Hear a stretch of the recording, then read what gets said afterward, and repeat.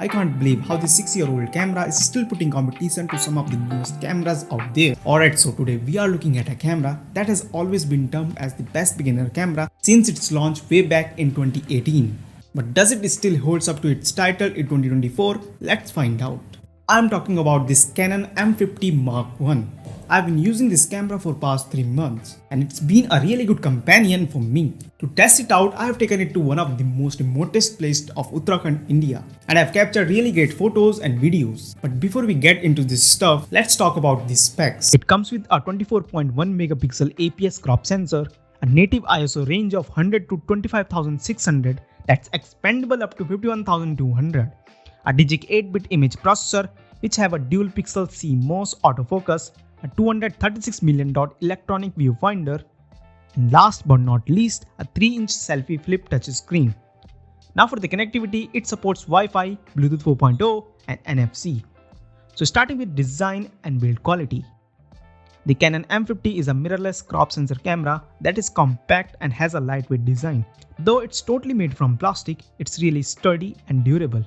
At first glance, it looks like a slim version of Canon's DSLR and feels like the DSLR that has a strict diet. Although it's a small and compact camera, the grip is good enough and comfortable. So even if you switch from a DSLR, you will not find it awkward to handle. The M50 has a small footprint, making it easy to carry around and handling while vlogging. Plus the flip touch screen allows you to monitor the shots and adjust framing easily. And that's not all.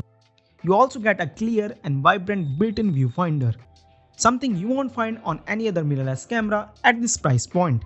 Handling is good, with the well-constructed design providing a lot of controls. There is a fair selection of dedicated physical controls that are well laid out and feels good in use. For the ports, the M50 has a 3.5mm microphone jack, a SD card slot, a micro HDMI, and a USB micro B slots running down the sides. But unfortunately, there is no headphone jack to monitor audio levels while recording. Talking about the autofocus and stabilization. The M50 is equipped with dual pixel CMOS autofocus, which is really useful while capturing moving objects and fast-paced scenes, as this autofocus provides better focus tracking as well as continuous autofocus. If you look more into the autofocus option, this camera offers various autofocus modes to suit different shooting environment on subjects. Like plus tracking, it is ideal for situations where your subject is in motion and you want it to stay in focus throughout the shooting process. Moving up to 1-point autofocus, it is suitable for a variety of shooting scenarios, especially when you want to have control over the focus point but don't need the complexity of multiple points.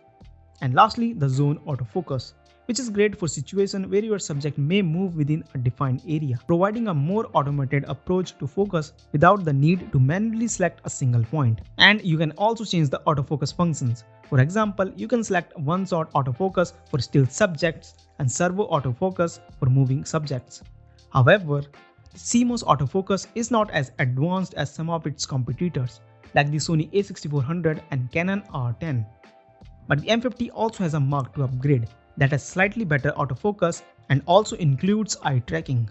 Shifting our gears to stabilization. During my testing, I found out that the M50 does not have built-in image stabilization.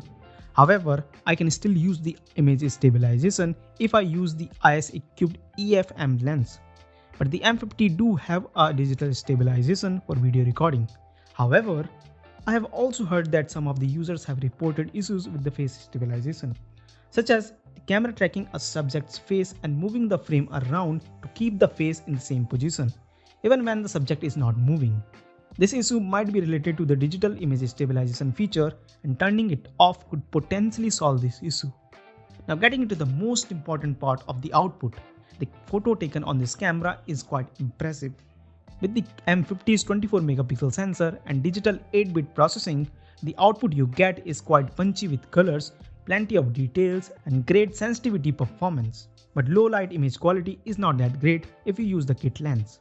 To achieve the best low light performance, I would recommend using lenses with large apertures, such as f/2 or f/8. Dynamic range does trails the best of the competition if you use the C RAW, though you may find blown highlights and blocked up shadows hard to recover during post-processing. But if you prefer to shoot in JPEG, then you will lose a little of the very finest details or even smudge out some of the less fine details at higher sensitivity and noise processing.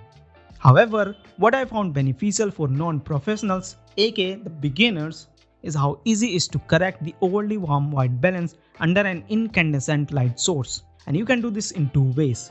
Firstly, by straightforward manual correction, and secondly by tuning other modes. Now for the video, you can shoot up to 4K. At first, it sounds like a great addition to the features, but it comes with a lot of limitations. For one thing, there is a heavy 1.6x crop on 4K videos, and that on the top of a 1.6x focal length crop, which is already applicable for APS crop sensor cameras, which means you will get an effective 2.6x crop factor. In simple terms, if you are using an 11-22mm lens with this camera, then it will behave like a 28-56mm lens as soon as you turn the 4K mode on.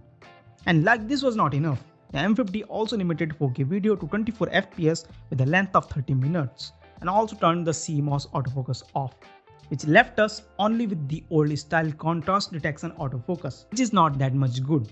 Now for the 1080p recording.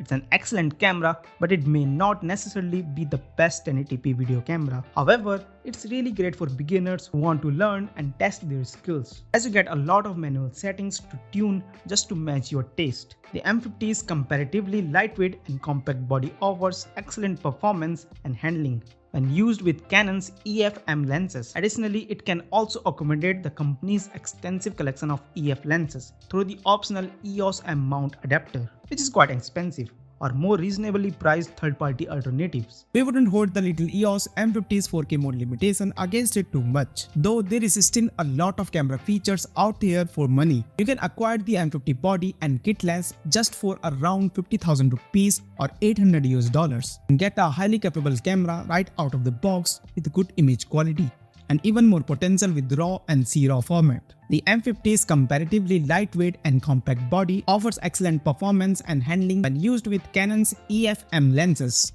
Additionally, it can accommodate company's extensive collection of EF lenses through the optional EOS M mount, which is quite expensive and reasonably priced third-party mounts. Its 4K video capture is definitely a bit of a mess for more than casual use, even though it may slightly be valuable for those who can put with its drawbacks. Nonetheless, the Canon EOS M50 offers you plenty of room to develop as a still photographer first and foremost, with only the odd video recording needed without breaking the pocketbook or your back.